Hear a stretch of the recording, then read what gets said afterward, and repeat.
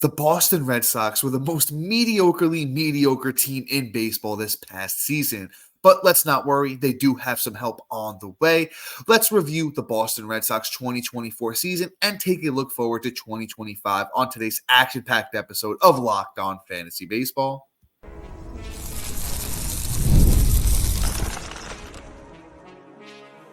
You are Locked On Fantasy Baseball, your daily fantasy baseball podcast. Part of the Locked On Podcast Network, your team every day. Hello, fantasy baseball fanatics, and welcome to the Locked On Fantasy Baseball Podcast, brought to you by the Locked On Podcast Network, your team every day. As always, we're your number one source of fantasy baseball knowledge, and thank you for making us your first listen each and every day. I'm your host, Dominic Martino, riding solo today. If you're listening on a platform like Apple or Spotify that allows 5-star ratings and reviews, we would truly appreciate it if you could do that for us. And if you're watching on YouTube and you haven't already, hit that little bell below. It will subscribe you to the channel and give you a notification every time we drop a new episode. And lastly, most importantly to Matt and I, guys, give us a chance on the Subtext platform. Through Subtext, it's an in-depth personalized experience through text messaging alerts going right to your phone, offering so much more than we can in this 30-minute podcast. And through Subtext, exclusively this offseason, you will get early access to our 2025 rankings, sleepers, breakouts, busts, so much more fun stuff on there. And if you are interested in giving us a chance through Subtext, link is in bio wherever you're listening or watching, and it's also available on any of our social media platforms. And guys, today's episode is brought to you by Prize Picks. Through Prize Picks, it's the most easy, simple way to play daily fantasy sports. Prize Picks, picks more, pick less, use Prize Picks. And guys, we're talking some Boston Red Sox today. Matt and I's rival team. We are Yankees fans, but you know what? We do not discriminate. I did say they were the most mediocre team this past season, but you know what? Their 81-81 record speaks to that. A lot of ups and downs for the Boston Red Sox this year. I feel like they started off very hot. Started to fade, towards the middle of the season, picked up a little bit of steam again towards the end. A lot of young players on this team. I did mention they do have help on the way. We'll get to the prospects at the end of the episode. It's normally the way I've been doing my team review episodes. And it's just going to be fun to see this team next year.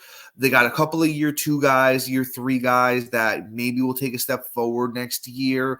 They have a couple of veterans on the team. I think Boston, there's a path for them to be a threat next year. I think starting pitching is something that we're definitely going to talk about on this episode that needs help.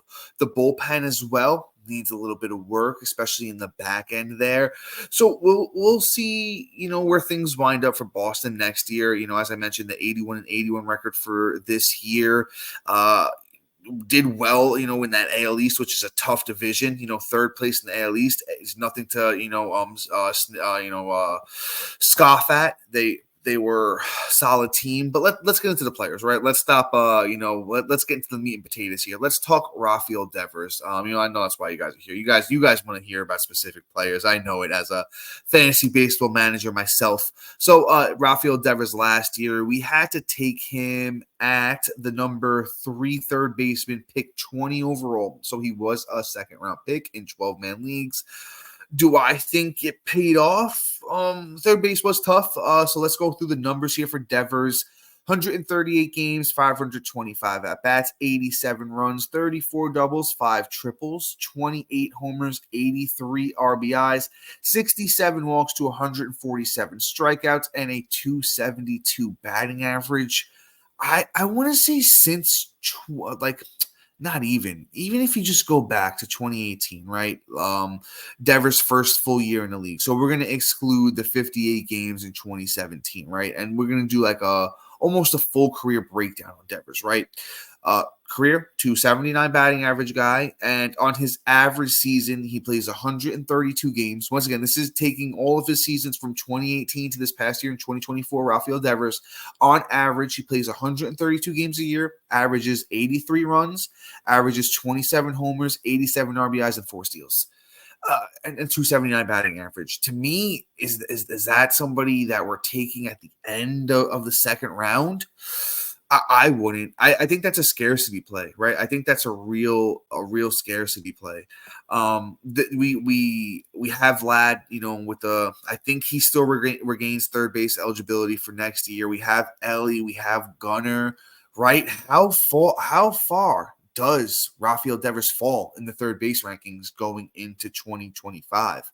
I'll say this. Let me pull up my my way too early rankings. I touched third base. I want to see where I have. Let's discuss it. Let's chop it up, guys. In the sound off in the comments. Where do you have Rafael Devers in your 2025 way too early 2025 rankings, or even off the cuff? Where do you think he fits in? Right. So as I pull up mine here, I have Rafael Devers actually at 4 when it comes to third base. So I will say this, Gunnar actually I think does. Gunnar loses the third base eligibility. I think he strictly played short. So I have Vlad, Jose Ramirez, Austin Riley, and then Devers at 4 when it comes to third base. So, Vlad definitely overtakes him. I think we're looking at Devers more as a third round pick next year. It's just the team can be, Boston can be better next year, but 87 runs, 83 RBIs. His upside is his career high 38 homers in 2021. I don't know if he ever gets that high again. Maybe he taps 35 one more time. Is it going to be next year though? Who knows? And just a guy that's not blowing you away in batting average either. I mean, 272 is plus. But, for a second round pick, I want the 30 homers. I want the 100 RBIs. I want the 285 batting average. And Devers is just going to be a tough guy for me. He's going to be a tough guy for me. Let's see where the value winds up next year. It's going to be interesting. Let's go to somebody that's a little bit more helium behind, somebody that I'm really interested in, Jarren Duran. We've talked about Jarren Duran a bit this offseason. We talked about him a bit in the regular season. We talked about him the last offseason. And it was Jarren Duran was somebody that Matt and I really did like. Jarren Duran breakout season at 27 years old for those Boston Red Sox, 160 games played last year, 671 at-bats, 111 runs, 48 doubles, 14 triples, 21 homers, 75 RBIs, 34 steals, 54 walks to 160 strikeouts, and a 285 batting average. Jarren Duran, everyone's going to be drooling over him next, draft season. He was coming off the board as the number 44 outfielder, pick 171. If you drafted him and you just held all season, you profited majorly off of him. I had Jarren Duran as my 34th outfielder going into last season, so I had him about 10 spots higher than ADP. I got a couple of shares, not as many as I would have liked, but I did have a couple Jarren Duran shares. And like I said, it just really paid off. I think the RBI upside is limited, but the 111 runs, the 20 homers, I think there's a little bit of room in the steals department for Jarren Duran. I don't know if he's going to be a 50 steal guy, but can he steal 40? I think he definitely could. Jarren Duran has a great track record in the minor leagues. And guess what? Jarren Duran is 96th percentile in sprint speed. Just means he's actually really, really fast. Hey, who's this 45s out of the question for Duran? Then you know what? I didn't even realize that he was in that high of a percentile with sprints. We knew he was quick, but you know what? Is a 100 run, 20 homer, 75 RBI, 45 steal, 285 season? Just repeat the same things and just boost the steals a little bit. I think that's definitely in the realm of possibilities for Duran. Like I said, just has really, really good track record in the minors. I've seen some way too early mock drafts going on where Duran's going in the second round. It's a rich price to pay, but in today's game where Duran's contributing in every single one of the 5 categories, he's plus in 3 out of the 5 categories, and 21 homers and 75 RBIs are not killing you. If that's the 21 homers, I would think is above average, and I think the 75 RBIs is maybe just a little bit above average as well. So I really do like me some Jarren Duran going into 2025, and shout out to him for just having a career year this past season. Let me sneak one more guy in. Let's talk a little bit of Tristan Casas before we move on. Casas injury-plagued season, didn't get to play a full year. Only had it looks like he had 212 plate appearances, 28 runs, 13 homers, hit 241. I'm not going to put too much stock into anything from Casas this year because he's still young enough at, going to be, he's 24 years old right now. So I think this kid has a lot of potential, and I think we're going to get him for a bargain. I'll be honest with you. I'm going to have Tristan Casas on all my sleeper and breakout lists, to be honest with you, because where did he come off the board this season? Tristan Casas was coming off the board as number 10 first baseman, pick 89. I think there's a world where we get him like around pick 100 or something like that, because I just don't think everybody believes in Casas. He's injury prone. He hasn't performed yet, but we have seen it in small spurts. At the end of not last year, but 2023, Tristan Casas came on really strong, hit a bunch of homers. The batting average was there. And let's not forget, Tristan Casas is 6'5", 244. If I had to throw if Casas is healthy going into opening day next year, and let's just say he's going to get 500 at-bats, is 30 home runs, 100 RBIs, and a 275, 280 batting average out of the question? Absolutely not. I could see Casas being a Rafael Devers light, and you don't have to pay the Rafael Devers price for him, and I did not line that pun up, but my buddy Marcos would be pretty proud of me for that one. That was a pretty good pun there, if I may say so myself. But you know what? I like Casas. And like I said, I'm going to have him on a lot of teams next year. He's definitely going to be a top 10 first baseman for me. I'm actually super curious to see where the industry and, ADP just winds up on Casas, because he's going to be a fun name.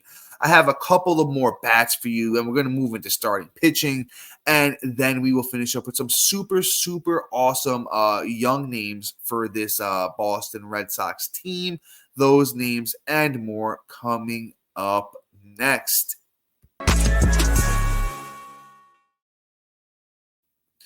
And guys, sometimes intimate moments happen spontaneously, and we always want to be ready so we can perform in the bedroom. Hims provides access to treatments that can help you stay hard and last longer, giving you that boost of confidence so you can be ready whenever the mood strikes. Hims is changing men's healthcare by providing you with access to affordable sexual health treatments from the comfort of your couch. Hims provides access to a range of doctor-trusted ED treatments like chewable hard mints and Viagra and Cialis. Their generics open for up to 95% cheaper. The process is 100% online, so there's no need for uncomfortable doctor visits. Just answer a series of questions on their site, and a medical provider will determine the right treatment option. If prescribed, your medication ships directly to you in discreet packaging for free. No insurance is needed, and one low price covers everything from treatments to ongoing care. With hundreds of thousands of trusted subscribers, Hims can help you find the ED option that works for you. Start free online. Visit today, hims.com/lockedon. That's HIMS.com/lockedon for your personalized ED treatment options. Once again, that's hims.com/lockedon. The products mentioned are chewable compound products which are not approved or verified for safety effectiveness by the FDA. Prescriptions require an online consultation with a healthcare provider who will determine if appropriate restrictions apply. See website for details and important safety information. Subscription required. Prices vary based on product and subscription plan.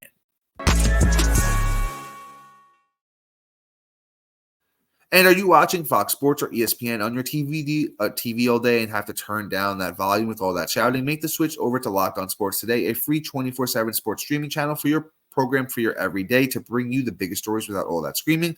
Locked On Sports Today brings you can't miss analysis, opinions, and news streaming 24/7 on YouTube or the free Amazon Fire TV channels app, part of the Locked On Podcast Network, your team every day. And once again, Matt and I want to talk to you guys about the Locked On Podcast Diamond Club. As this offseason continues to unfold, you can rely on Matt and I for our dynamic content. You're going to get real-time alerts right to your phone, including way too early rankings, bust sleepers, breakouts, and we're only going to be answering dynasty and keeper questions strictly through subtext this offseason, so make sure you join us for that there.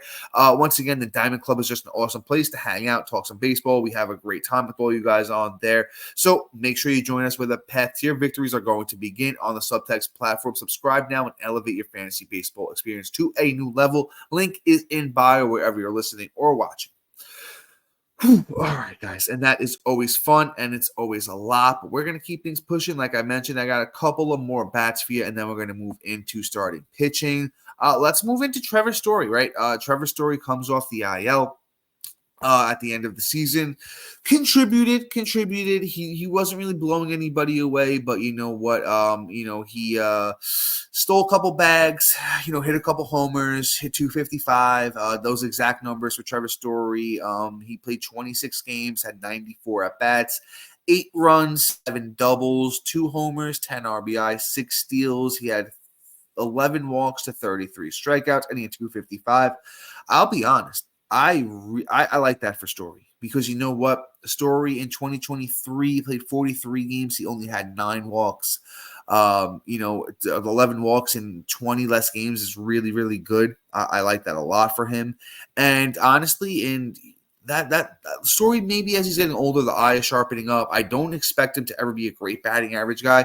But you know what? If Story can keep that batting average around 250, hit, maybe 25, 30 home runs, contributing runs and RBIs at age 32, there might be something left in the tank here for Story. And I'll say this, he's probably going to be a free 99 draft pick. He's going to be somebody that I don't think we're going to pay little to nothing for. And let's just see where it goes with him next year. He's somebody that I loved Story when he was coming up with Colorado, was really big on him, had him for those first couple of years where he was really successful. Then, he slowed down, injury, stuff like that, especially towards even the end of his career with Colorado. I know that last season over there, he actually only hit 251 in his last season in Colorado. So it was a real downswing for him there. Comes over to Boston, played 94 games in 2022, 16 homers, 13 steals. So I think Story next year, I'm projecting like a 2020 season. And this is if he stays healthy. 2020 season, runs and RBIs are going to be okay, depending on where he hits in that lineup, and hoping for 240 to 250. And that's profitable. That's profitable if we don't really have to pay anything to get Story on our team next year. We'll see where it goes with him. I think there might be a little bit of meat on the bone left at the end of Story's career here. Let's move on to somebody who is closer to the beginning of their career, and somebody else that I really like going into next season. That's Ceddanne Rafaela. Once again, we're talking Boston Red Sox here, so the team is not going to change. I'm really interested. And Rafaela had his ups and downs this past season, but overall, I like the numbers. 152 games for Ceddanne Rafaela this past season, 571 plate appearances, 544 at bats, 70 runs, 23 doubles, 5 triples, 15 homers, 75 RBIs, 19 steals. It gets ugly here with the 15 walks to 151 strikeouts and the 246 batting average. Not what you love to see, but you know what? Rafaela, was always a pretty solid batting average guy in the minors. Has power in the bat, has a little bit more speed in the bat too. So I think Ceddanne is somebody that, going to be 20, in his age 24 season next year, is a guy that I could see taking a step forward. And I don't think we're going to do it. I just don't really think we're going to have to pay a crazy price for him. He is fast, 87 percentile in sprint speed. Some of the other stuff doesn't really look really great. There's a lot of blue on Baseball Savant, which is a great place to look at some of the underlying stuff. So, you know what? Can he steal? Let's do another line prediction here. Let's give him the same line, 152 games again, 544 at bats next season. Can he give us 80 runs with, I'm not going to push the home runs here, actually. We're going to say another 15 home runs, another 80 RBIs with maybe 25 to 30 steals. And let's hope he can maybe get the batting average up to like a 255, 260 mark.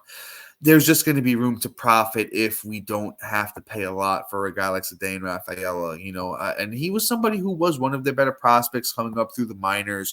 So I think there is room to grow in this young player. So he's somebody I'll be looking at. I'll be looking at him at the end of drafts next year. But before we move into the Boston Red Sox starting pitching and get into some great prospect names like Roman Anthony, we have those names and more coming up next.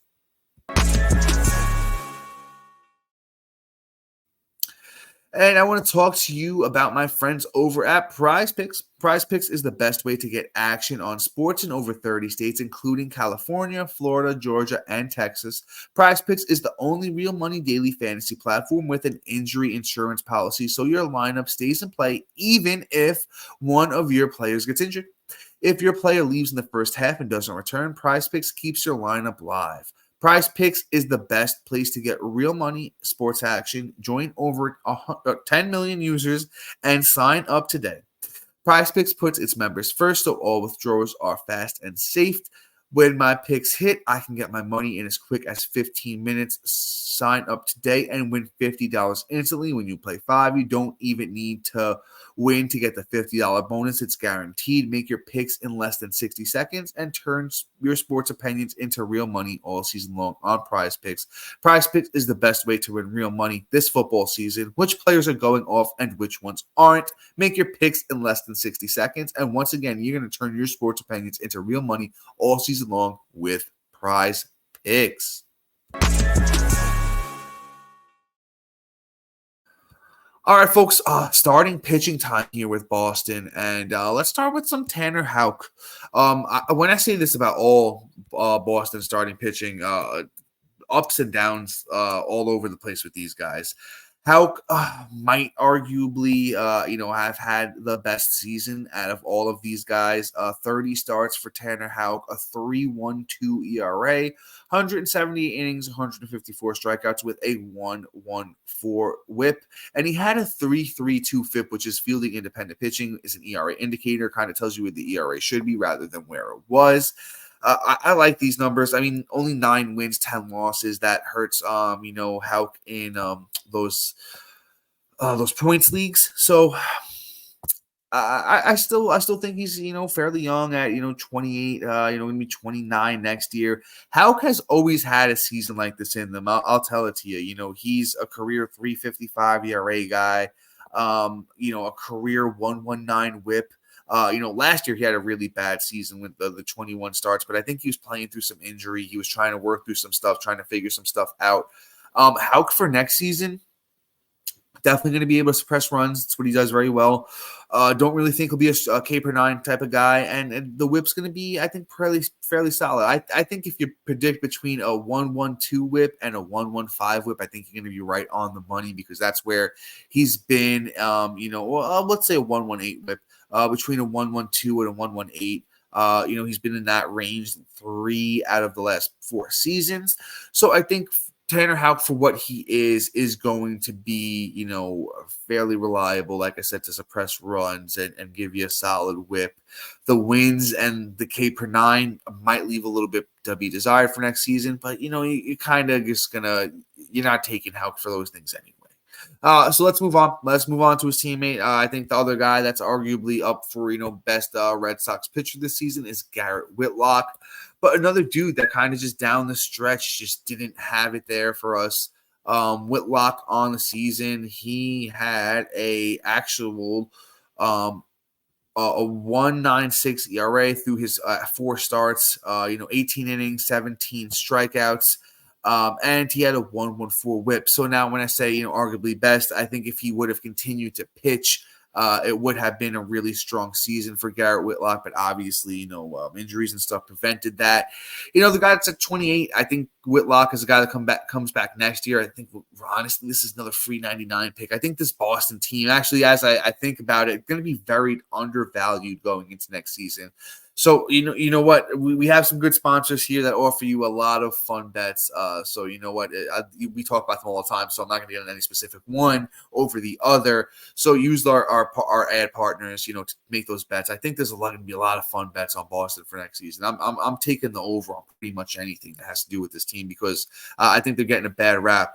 But with Whitlock, not, like I said, not too much crazy to, analyze here, but him and I think Tanner Houck are very, very similar pitchers.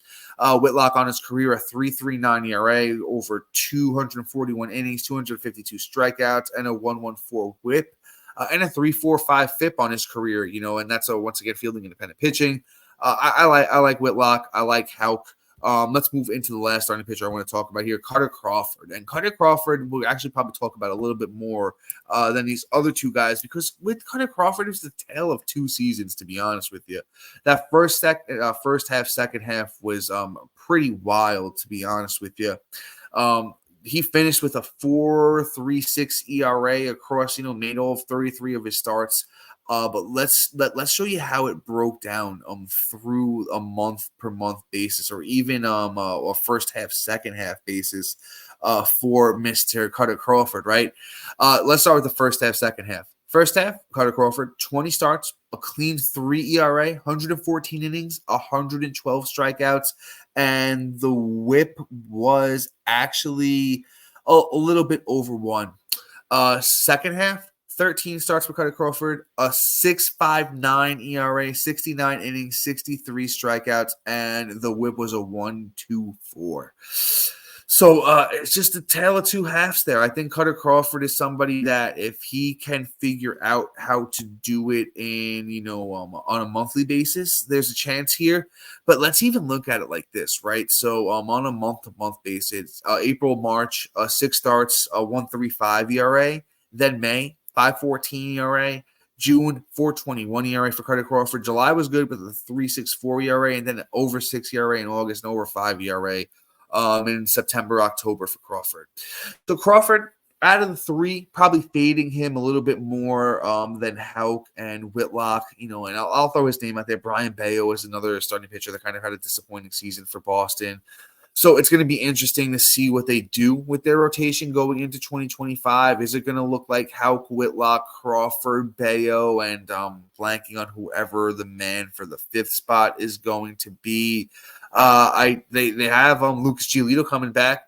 Shout out to my buddy Jonathan. That's one of his guys. Jonathan, I love you, brother. But let's see, who else am I missing?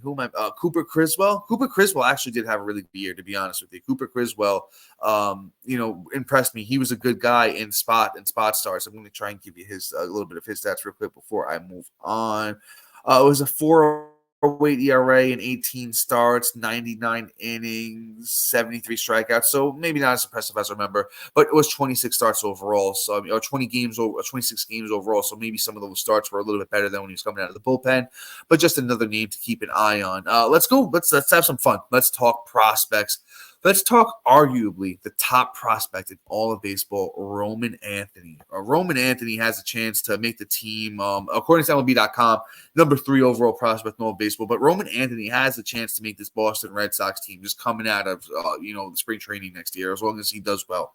Across 2 levels this year, AA and AAA, Roman Anthony hit 291. 119 games, 93 runs, 32 doubles, 4 triples, 18 homers, 65 RBIs, 79 walks to 127 strikeouts, and 21 steals. Kid can do it all. He's got power. He's got a little bit of speed. He's got, a decent glove. He's 6'2", 200 pounds. I really like what I've been seeing from Roman Anthony. He's a guy, if I had to give him a prediction for next year, could he, if he makes the opening day roster, could he be a 25 homer, 25 steal kind of guy? I definitely see that in, Roman Anthony's catalog of what he can do. Also, he's a guy that could come out and just hit, like 280-ish. Am I expecting this or projecting this? Absolutely not. We kind of got our butts handed to us with guys like Wyatt Langford, who didn't start hitting until the end of the season. Jackson Chourio is another one we were taking fairly high that didn't start hitting until a couple months into the season. So I think, and it's funny, this has been my motto. Like, I think since we started this podcast, this has been my motto. We were spoiled. We had Juan Soto come up and hit. We had Fernando Tatis come up and hit. We saw it a lot in a short period of time. And now when the Julio Rodriguez's and the Bobby Witts come up and they struggle for the first few months, everyone wants to hit the panic button. Even Corbin Carroll, everyone hitting the panic button. I recommended to trade for Corbin Carroll. I know a couple people that I know did go out and trade for Corbin Carroll, made some really good deals, a keeper in dynasty leagues. I'll tell you what, I saw Corbin Carroll traded straight up for Pete Alonso in dynasty league, and I think that a move like that is fantastic. So if you can do stuff like that, I always recommend it. You kind of just want to wait and see with guys that are really talented. So Roman Anthony, I think, is one of them. Let's move on to their next one, Marcelo Mayer. Mr. Marcelo Mayer is the 7th ranked prospect in all of baseball, according to MLB.com. So, like I said, this Boston pipeline is full of really good prospects. Marcelo Mayer, just played in Double-A last year, 307 batting average, 77 games played, 60 runs, 28 doubles. He hit 8 homers, had 38 RBIs, 30 walks to 66 strikeouts, and 13 steals. Mayer cut from a very similar cloth as Roman Anthony. I don't think he's as fast. Power is very similar. Could he be like a 20 homer, maybe, I want to say 15-ish steals with a decent run and RBI total? Yeah, sure. I definitely would want Roman Anthony over Mayer going forward. I actually probably have Mayer outside of my top 10 prospects for going into 2025. But with that being said, I want to just talk about one more prospect of the Boston Red Sox. I want to talk about Kyle Teel, catching prospect for Boston. He's the 25th ranked prospect according to MLB.com. We have seen some good catching prospects over the year, but I really like Teal. 288 batting average, 112 games, 13 homers, 68 walks to 116 strikeouts, 78 RBIs, and 88 runs. He's a dude, and he even stole 12 bags. He has JT Realmuto vibes for me. I could really see him being for a solid batting average, chipping in, close to 20 homers. He can run, going to chip in a couple of steals as well. His, run tool is average grade, but you know what? It seems like he has the determination to do it. And at 6 foot 190, he's got a good build. I think he's got like a quick first step too. So, Kyle Teel, another name to look out for Boston. Those 3 prospects are all big time for Boston. So let's look out for them next season. But with that being said, that's all for me today, guys. Shout out to our everydayers and listeners for making Locked On Fantasy Baseball your first listen each and every day. And guys, after you listen to us, go and make our buddy Sully over at Locked On MLB your second listen each and every day. Does a great job in covering the league a little bit differently than we do. He's doing a playoff breakdown right now as we do our team reviews. So you're going to get some different content there. So make sure you go check him out. But guys, that is all for me today. Until next time, folks. See ya.